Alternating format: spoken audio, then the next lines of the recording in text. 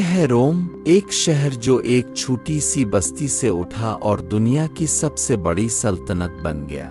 یہ کہانی ہے رومن ایمپائر کی، جس نے اپنی فوجی طاقت، فن تعمیر اور قانون کے ذریعے صدیوں تک دنیا پر حکمرانی کی۔ رومن ایمپائر کی بنیاد مضبوط فوج اور ناقابل شکست نظم و ضبط پر تھی۔ روم کے سپاہی لوہے کی ڈھالیں اور لمبی تلواریں تھامے دان جنگ میں ناقابل شکست سمجھے جاتے تھے۔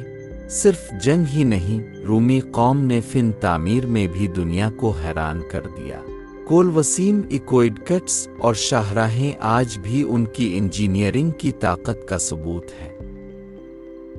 جولیس سیزر اور آگسٹس جیسے حکمرانوں کے دور میں سلطنت یورپ سے افریقہ اور مشرق وسطیٰ تک پھیل گئی۔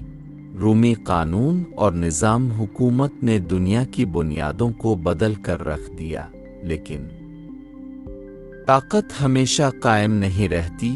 کرپشن، عیاشی، غلامی پر انحصار اور اندرونی خانہ جنگیاں سلطنت کو اندر سے کھوکھلا کرنے لگیں۔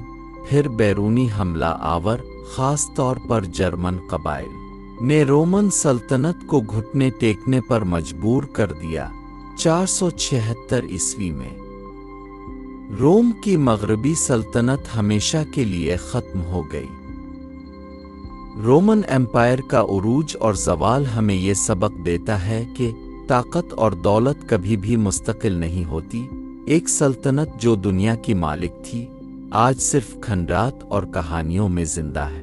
روم کے کھنڈرات آج بھی یہ پیغام دیتے ہیں، جو قوم اپنی طاقت اور انصاف کو بھلا دے، وقت اسے تاریخ کے صفحات میں دفن کر دیتا ہے۔